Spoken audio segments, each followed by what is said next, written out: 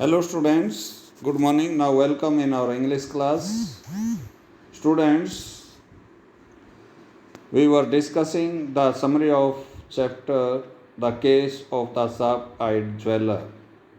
And in this summary, we discussed from first two slides, and we reached on that point where one of the customer in form of a gum chewing American reached in the shop of Regnier. Now that customer came and asked to show a good and beautiful diamond ring so that could be purchased by him. Now what happens? Let's see.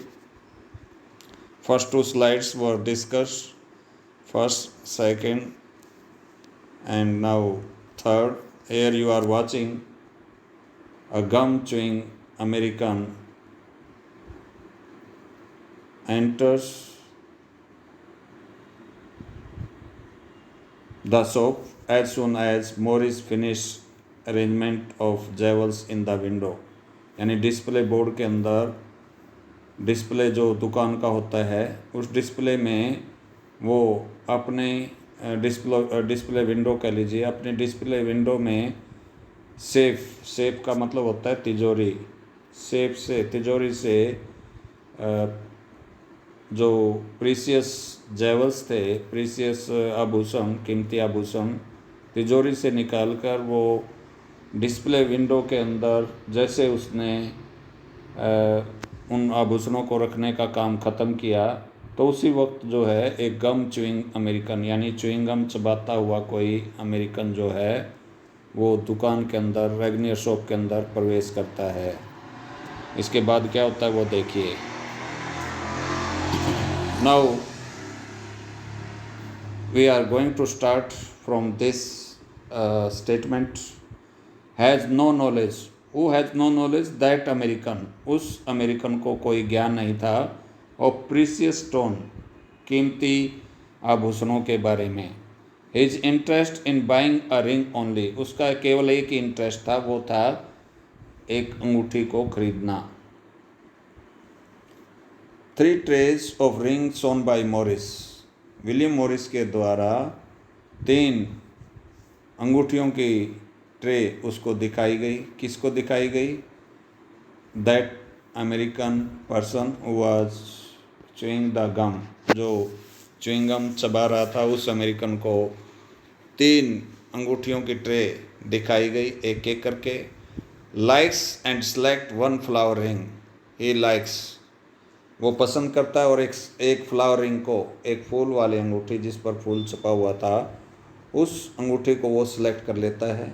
Which disappear dramatically, और वो अंगूठी कुछ देर बाद जो है वो लुप्त हो जाती है। Gorgeous heavy price, Morris six help to miss such kind, यानी वो हैवी प्राइस को अहमियत देता है। ये अमेरिकन पर्सन जो है वो ही select the ring according to the price of the ring, ring का जिसका अच्छा प्राइस उसने बोल दिया, रेगनियर के असिस्टेंट ने उसको उसने अच्छा मान लिया, और जिसका कम प्राइस बोला तो उसको वो कम मानता था। तो वो हैवी प्राइस के अनुसार ही उसको कोई क्या नाम है, कोई जांच पड़ताल उसके पास नहीं थी, केवल वो प्राइस के आधार पर ही उनको आंक रहा था। Morris six help to miss such kind, अब जैसे ही वो गायब होती है फ्लावरिंग तो William Morris miss such kind जो दूसरी शॉप असिस्टेंट है, यानी उस दुकान में दूसरी असिस्टेंट है रेगनियर की दुकान में, William Morris miss such kind उस दूसरी असिस्टेंट की हेल्प लेता है और कहता है उसे कि इस तरह से एक फ्लावर रिंग डिसअपीयर हो गई। ring thoroughly ransacked, and that ring was searched thoroughly. ransacked means search, और उस अंगूठी की छानबीन की गई पूरी तरह से, all in vain, but that searching process remained useless. vain means useless.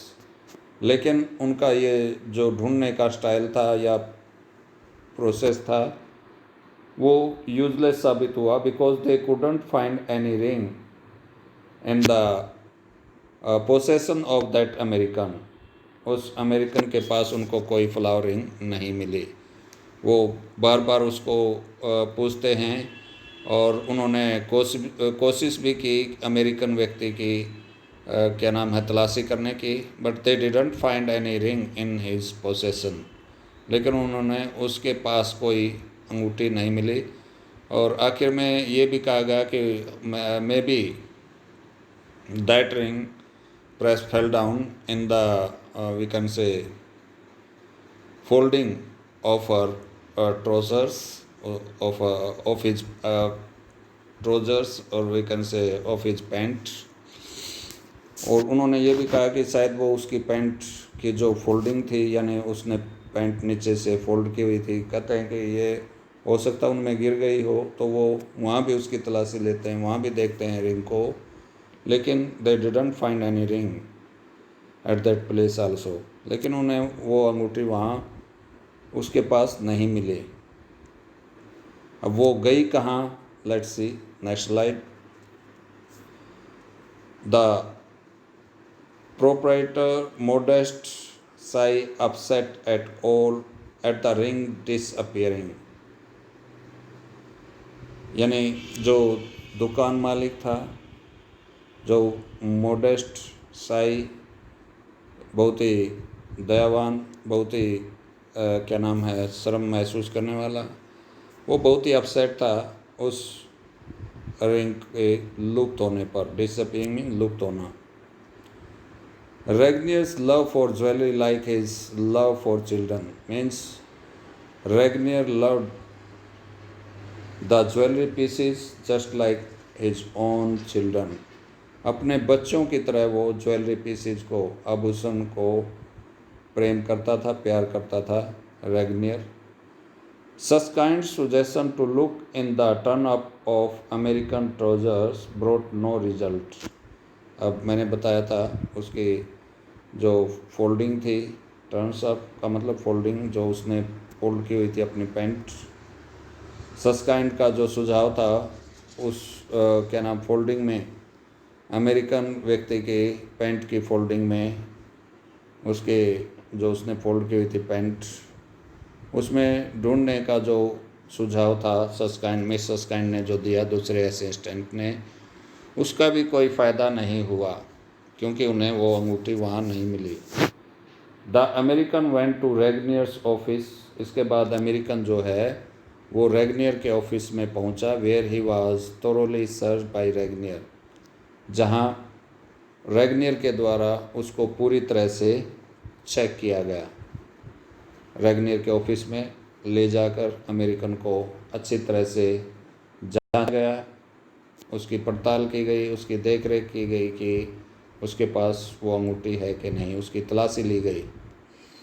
अब तलाशी लेने से पहले that American objected that they should not do such type of activity with him because he didn't have any ring in his possession.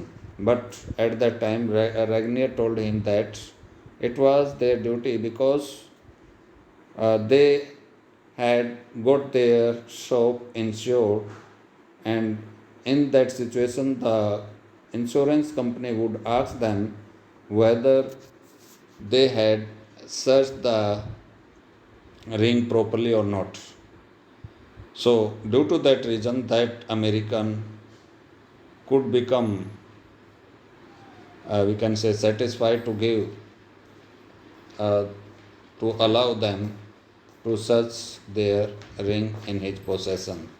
इस तरह से वो American जो है वो संतुष्ट हुआ जब रेगनियर ने, यानी रेगनियर ने ये कहा कि आप कि हमें तलाशी इसलिए लेनी पड़ेगी क्योंकि हमारी दुकान जो है वो इंश्योर्ड है, वो उसका बीमा करवाया गया है।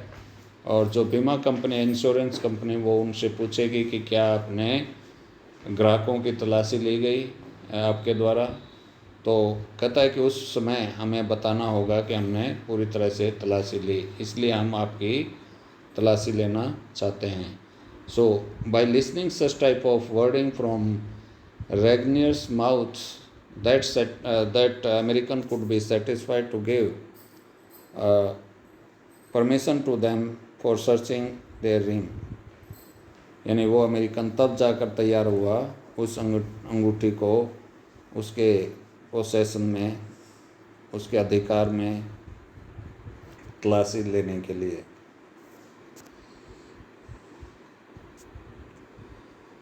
Next slide. The woman earlier seen in front of undertaker shop enters। अब क्या होता है कि वो औरत जो है, जो अंडरटेकर शॉप के ऊपर खड़ी हुई थी, उसके सामने खड़ी हुई थी, वो औरत दुकान के अंदर आ जाती है। Morris grows suspicious. अब विलियम मॉरिस को जो है शक हो जाता है। क्यों? Women seeks help in mending a piece of cheap jewellery. क्योंकि एक तो शक उसको वहाँ होता है कि he started to think that if that lady had to come inside their shop, then why that lady was standing in front of that undertaker shop, and why that lady was watching towards that undertaker shop where nothing was kept। अब दो बातों पर उसको शक होता है। एक तो ये कि वो उस औरत को अगर अंदर ही आना था तो वो अंडरटेकर शॉप के सामने क्यों खड़ी थी, और वो काफ़ी लंबे समय से अंडरटेकर शॉप की तरफ कुछ क्यों देख रही थी, जबकि वहाँ देखने लायक कुछ भी नहीं था। और दूसरा, वो औरत जो है वो एक चीप ज्वेलरी पीस, सस्ता सा ज्वेलरी का कोई पीस लेकर आई थी। किस लिए? मेंडिंग मीन्स रिपेयरिंग के लिए। तो वहाँ भी उसको शक हुआ कि ये क्यों आई इतना सस्ता ज्वेलरी पीस लेकर। The women drops the wrap paper and tries to pick up. वो औरत जो है अब जिस क्या नाम है पेपर के अंदर, जिस रैपर के अंदर वो लेकर आई, वो औरत जो है जानबूझकर उसको नीचे गिरा देती है काउंटर से, ताकि विलियम मॉरिस नीचे झुके उसको उठाने के लिए। और वो तब तक, यानी इसी दौरान वो अंगूठी जो अमेरिकन व्यक्ति ने अपनी च्युइंगम काउंटर के नीचे चिपका कर, उस काउंटर के नीचे च्युइंगम चिपकी हुई के अंदर उसने अंगूठी को चिपकाया हुआ था, और इस लेडी ने वहाँ से अंगूठी निकालनी थी। तो ये दोनों की प्लानिंग थी। तो इस प्लानिंग के तहत उन्होंने अंगूठी को चुराना था। तो जैसे वो औरत जो है उस रैपर को काउंटर के नीचे से गिरा देती है और विलियम मॉरिस उसको उठाने की कोशिश करता है, तो इसी दौरान विलियम मॉरिस जो है वो काउंटर की तरफ देख लेता है, और काउंटर की तरफ देखते ही च्युइंगम के अंदर अंगूठी का निशान, चिपकी हुई अंगूठी का निशान, क्योंकि अंगूठी तो अब उस लेडी की जेब में जा चुकी थी, उसका निशान जो है अंगूठी का वो उसके अंदर अब भी मौजूद था। तो उस निशान को देखकर विलियम मॉरिस जो है पूरी स्टोरी, पूरा ड्रामा जो उनके द्वारा रचा गया था उसको समझ जाता है, पूरी स्टोरी को समझ जाता है कि किस तरह से उन्होंने अंगूठी को चुराने की प्लानिंग बनाई हुई थी। Morris uses his presence of mind and detective mind. Morris ने अपने प्रेजेंस ऑफ माइंड का इस्तेमाल किया और एक डिटेक्टिव माइंड, जासूसी जो दिमाग होता है, उसका इस्तेमाल किया and ask the women to hand over the ring, और उस औरत को बोल दिया कि आप वो अंगूठी हमें दे दीजिए, क्योंकि वो पूरी कहानी समझ गया था कि किस तरह से अंगूठी को अमेरिकन के द्वारा च्युइंगम में चिपकाकर काउंटर के नीचे चिपकाया गया और कैसे इस औरत ने उस अंगूठी को वहाँ से उतारा और अपने जेब में डाला।